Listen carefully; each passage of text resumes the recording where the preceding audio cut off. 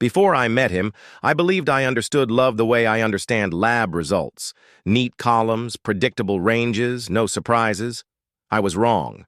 I carried quiet assumptions about gay relationships, shaped by old textbooks, tired jokes, and my own fear of being seen. Then one late autumn evening in Milwaukee, I met Aaron. He didn't arrive with fireworks. He arrived with decency, soft laughter, and a question I still hear. What if love is simply good medicine? This is the story of how a cautious doctor learned to trust and how one man changed the rhythm of my days. If this resonates, tap like, subscribe, and share it with someone who needs gentleness today. Drop a comment about a moment that challenged your assumptions. New heartfelt stories every week, told with care. Turn on notifications, settle in with tea, and let's walk this road together, one honest step forward. I used to think I was fair-minded. I grew up in Ohio, in a house where the coffee pot always had another pour in it and the front door was rarely locked. My dad was a firefighter. My mom was a nurse. If you'd asked them about love, they would have said it's a promise kept when work is hard, a hand held in hospital light, soup on a winter afternoon when you don't feel like eating but do anyway because someone you trust slides the bowl closer. In medical school in Chicago, I learned to look at humans like puzzles I could put back together. Blood pressure high, adjust the medication. Breathing too fast, guide the lungs back to rhythm. But I also learned quietly to hide. I dated women, dutifully, always the polite dinner companion, always the gentleman who paid. I told myself I was early in my training. I told myself, love would click later, like a treatment plan well matched to a stubborn symptom. Years passed. It didn't. I built a life that looked tidy on paper. A clinic job in Milwaukee, a 2-bedroom apartment in a neighborhood with maples that turned into backlit torches every October, a trusty sedan, a gym membership, a retirement plan. I believed gay relationships were tender but brief, emotional but unstable. I believed them the burn of a match in a dark room. Bright, quick, and gone. I had never let myself try. When I say I was wrong, I don't mean I had the wrong vocabulary. I mean I had the wrong courage. I watched from the sidelines and called that observation. I kept my hands warm in my pockets and called that prudence. I mistook quiet for moral clarity. That's a way of saying I was afraid. On a Tuesday night. In November, I led a free CPR class at the Bayview Community Center. I do it every fall, simple maneuvers taught to anyone willing to sit in a circle of folding chairs and press on foam chests until they feel the give. We practiced compressions to the beat of a Bee Gees song because science has a sense of humor, and I watched people laugh through their worry, their bodies learning what their minds were scared to consider. He came in late, wind pushing at the door behind him, making him lean forward. He offered a small apology. Sorry, traffic on Kinnickinnick, and slid into an open seat. He wore a gray sweater, one elbow patched with a darker gray. His hands were red from the cold. When I demonstrated a rescue breath, he took notes in careful block letters, as if the words themselves needed to be built strong. After class, he waited. People asked their questions, shook my hand, moved out into the night. He stood near the coffee table with the stale cookies no one eats but everyone touches. When it was just us, he lifted his chin, met my eyes without flinching, and said, "Do you do those classes for school groups? I teach math at Lincoln High." Here is what I remember. The way his voice had a Midwestern steadiness like good oak, the kind you can set your full weight upon. The way his smile started in his eyes and then enrolled the rest of his face in the campaign. The way he waited for my answer as if it mattered. He wasn't rushing. The door rattled against another gust of wind, and he braced it with his shoulder, present in a way some people never are. "Yes," I said. "We can set something up." We exchanged emails. I wrote his name down, Aaron Lake, and for reasons I could not explain, I did it twice. I didn't sleep well that night. I made tea. I walked circles through my apartment. I watched the snow. Begin like invisible ink taking on a sentence. I told myself silly things. He's just a teacher. He asked about a class. Don't be unprofessional. But the truth, more plain, more frightening, was this. I wanted to hear him laugh again. I wanted to know if he loved autumn as much as I do. I wanted to know who he called when he couldn't fall asleep. The next week, I took mannequins and a projector to Lincoln High. The students were bright, darting with energy. Aaron stood in the back like a steady metronome, clapping when a student got the rhythm right. During a break, he handed me a paper cup of water and said, "You're good at this. You explain things like you're handing someone a flashlight." I wanted to deflect. I wanted to shrug. Instead, I said, "Thank you." After class, he walked me to my car. The sky had that cobalt color that only shows up on winter afternoons. Our breath made little flags. He looked at the road, then back at me. "There's a diner around the corner," he said. "Cherry pie right out of the oven. Would you be interested?" He offered the sentence like a warm coat, not a trap. I considered the hour. I considered the ethics. He wasn't my patient. He wasn't a colleague. He was a person asking for pie. My heart, under its white coat, said, "Say yes." We sat in a vinyl booth that had seen the years. The waitress called us Han in a way that implied we were both in trouble and safe. We ordered coffee and, because neither of us could decide, one slice of cherry and one of apple with a plan to split. He told me he had grown up on a farm in Iowa, the kind with a porch swing that needed oiling every spring, and had moved to Milwaukee after college because the city felt like a small town that had learned how to dream bigger. He told me he runs, on Saturday mornings even when it's cold, because coming back to a warm shower is a kind of victory. He told me he'd had relationships that didn't stick because no one wanted quiet with him.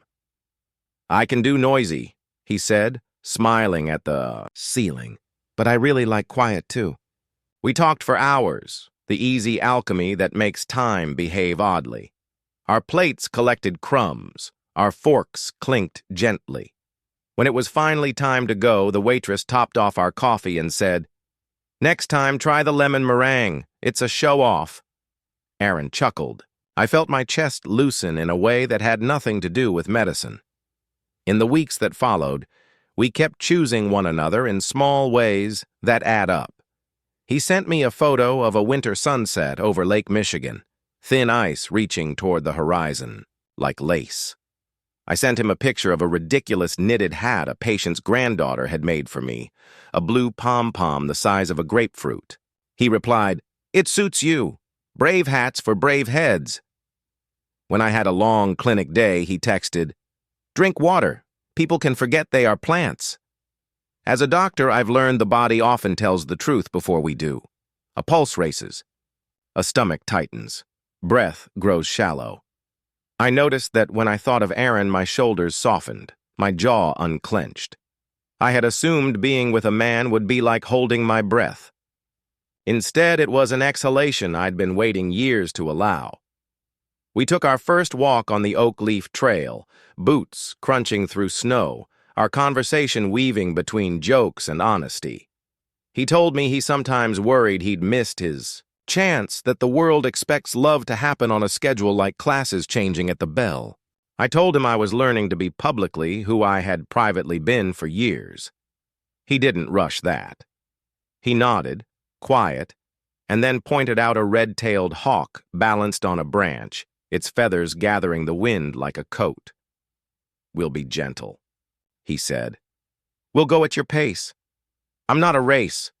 I kissed him for the first time in a parking lot by the lake, snow moving sideways, his cheeks cold and his mouth warm. I was 47 years old. I had never felt safer. There was no scoreboard, no deadline, no performance. There was a person, and there was me, and the space between us that held. When fear did come, because of course it would, he met it with patience. The first time I introduced him to a colleague as my friend, I saw his face flicker, not anger, not even disappointment. more like a quiet weather report. Cloud cover moving in. I noticed, and afterward in the car, I said, "I'm sorry. I did that because I was afraid." He leaned back, let out a breath I didn't know he'd been holding. "Thank you for telling me," he said.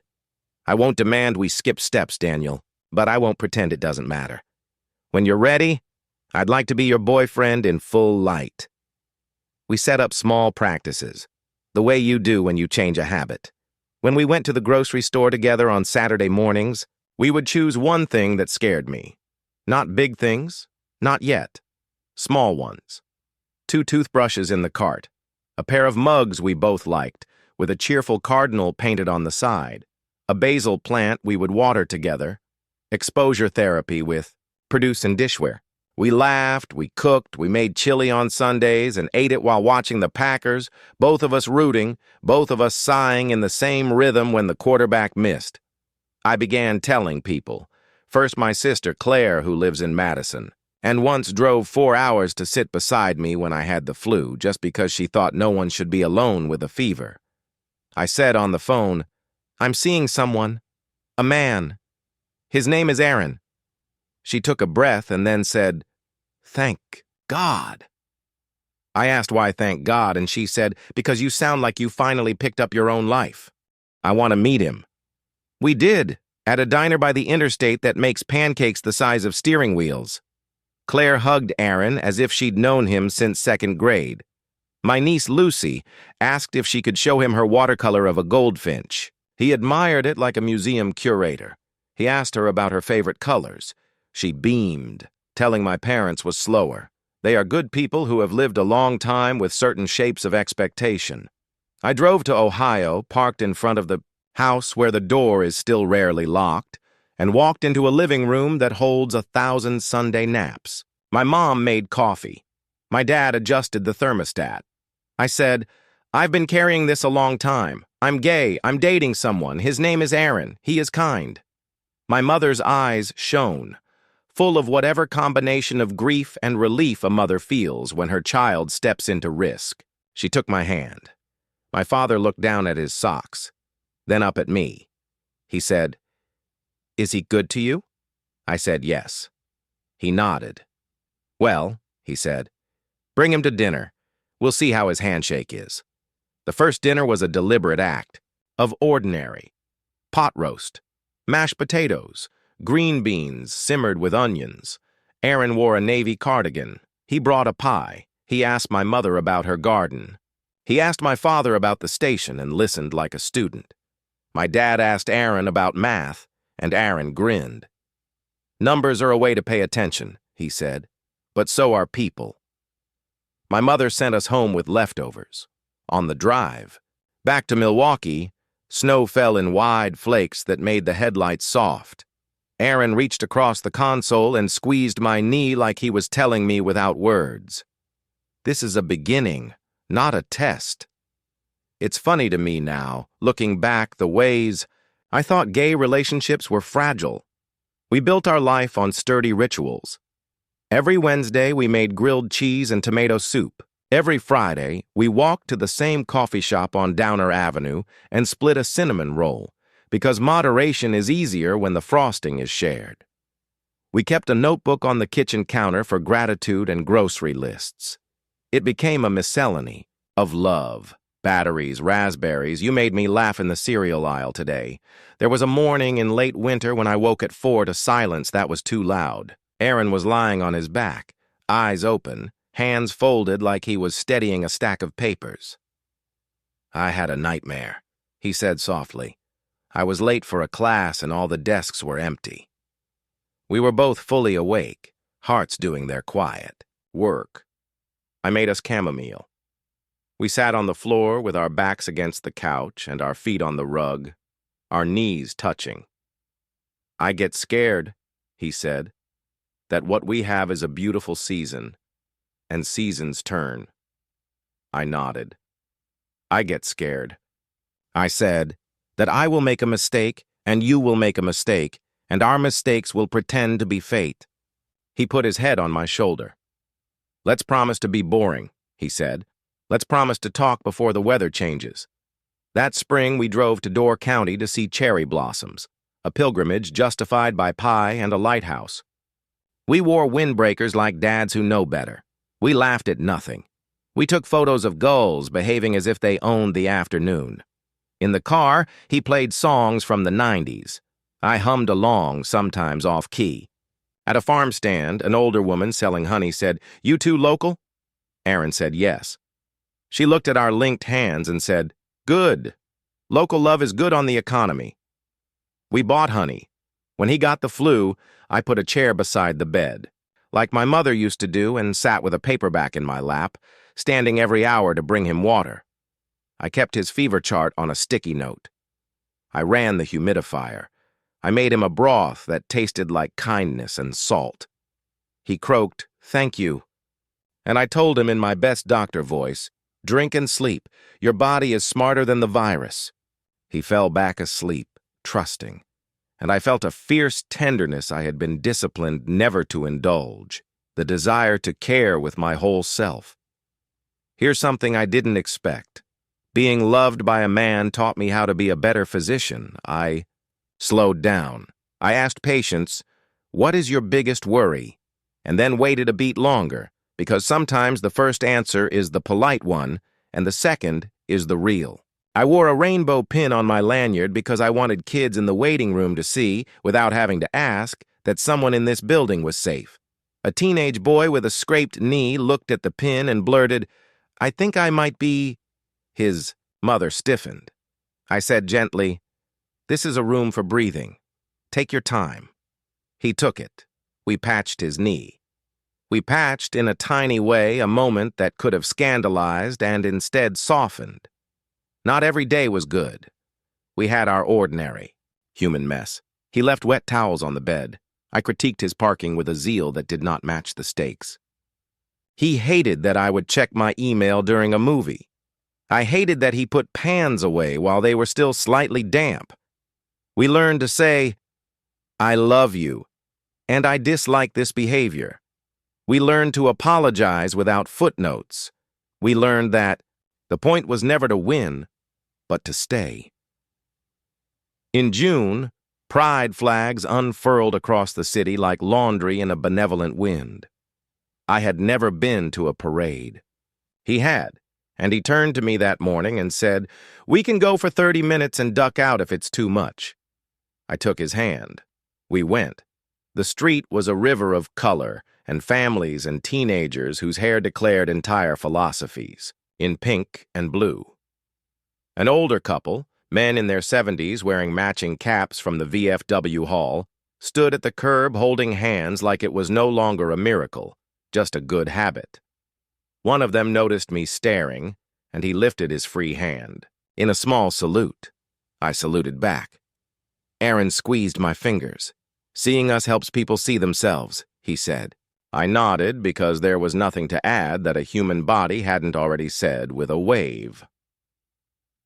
We stood with Claire and Lucy that afternoon on the grass behind the library, eating popsicles. Lucy asked, "Are you two going to get married?" Aaron said without missing a beat, "One day, if your uncle asks me and I say yes."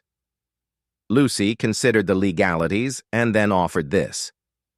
"I will be the ring security." She put her hands on her hips. She was 8 years old. She had already rehearsed her speech. Autumn returned like a friend who knows your coffee order. We went apple picking. We made a pie so beautiful we took a photo before cutting into it because ceremony matters. On the third weekend of October, my father called and said, "We're having chili. Bring Aaron. The Packers are playing. If he cheers for the Bears, he can stay in the yard." It was a joke and not a joke.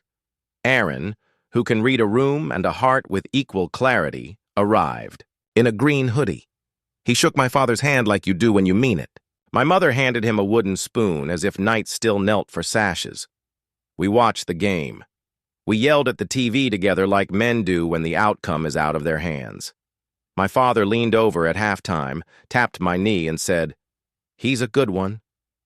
He didn't say more. He didn't need to. I had been wrong about gay relationships because I had been wrong about what makes any relationship worth the keeping. Not spectacle, but steadiness. Not fireworks, but flame. We weren't an exception to a rule I had invented. We were the rule I had refused to see. One night in early December, with the city wrapped in early darkness and our windows glowing like small hearths, the clinic was busy.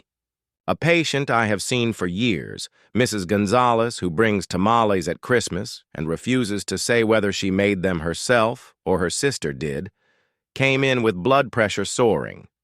We adjusted medicines. We talked through salt. I showed her how to measure at home. At the end of the visit, she reached for her purse and pulled out a tiny plastic Virgen de Guadalupe, the kind that has lived in a wallet for a decade. She pressed it into my hand and said, "For your husband." I hesitated. She saw it. "Or boyfriend," she said, eyes kind but clear. "It doesn't matter, love is love. I see you better than you think." I laughed. I cried a little. Later, I put that tiny statue on our bookshelf next to the basil we'd brought home months ago and kept alive far beyond its label's promises. Love washes labels. It also waters basil. We took a trip to New York in the spring, because every couple needs to stand on a corner and be confused by traffic at least once. We went to a museum and looked at a painting of sunflowers so bright you could swear they hummed. We ate deli sandwiches the size of small dogs and walked across the Brooklyn Bridge with the rest of the world. But the moment I remember most is this. In the hotel room, at the end of a long day, we sat on the bed with our shoes off, silently, removing the day from our bodies by degrees. He leaned over, rested his head on my shoulder, and said, "This is my favorite part." It wasn't the skyline. It was the end of the day, together, with no performance necessary.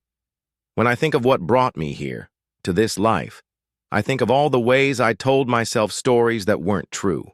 Gay relationships are too dramatic. Gay love doesn't last. Two men together is always a risk for rejection. I said those things like I was protecting myself. In reality, I was refusing the exact medicine I needed, to belong to myself and to another person without hiding. I used to tell patients, listen to your body. Now I add, listen to your heart too. It's an organ that wants work. Give it meaningful labor. If you're watching this and you're older than you thought you'd be, and the calendar feels smug and your friends are posting photos with captions like 30 years and still laughing, and you make yourself tea at night in a quiet kitchen and pretend you don't care, hear me. It is never too late to be honest. I was 47. I bought 2 toothbrushes. I made room in a drawer. I told my family a truth that was both new and old. And then I stood at a parade and saw a veteran salute me, and I saluted back. That circle closed in a way I had not known was possible. There is one more moment I want to tell you about because it is the moment when I realized my old story had finally lost. It was early summer. We were at Bradford Beach, where the lake can pretend to be an ocean if you ask politely. Kids were building fortresses in the sand, and a woman in a sun hat was reading a mystery and pretending not to watch her teenagers climb a lifeguard stand. Aaron and I were sitting on a blanket with stripes, eating blueberries. He had a book of poems. I had the sports section. He tapped my knee and said, "Read this." I did. It was a poem about a man who learns, late, that a hand can be history and home.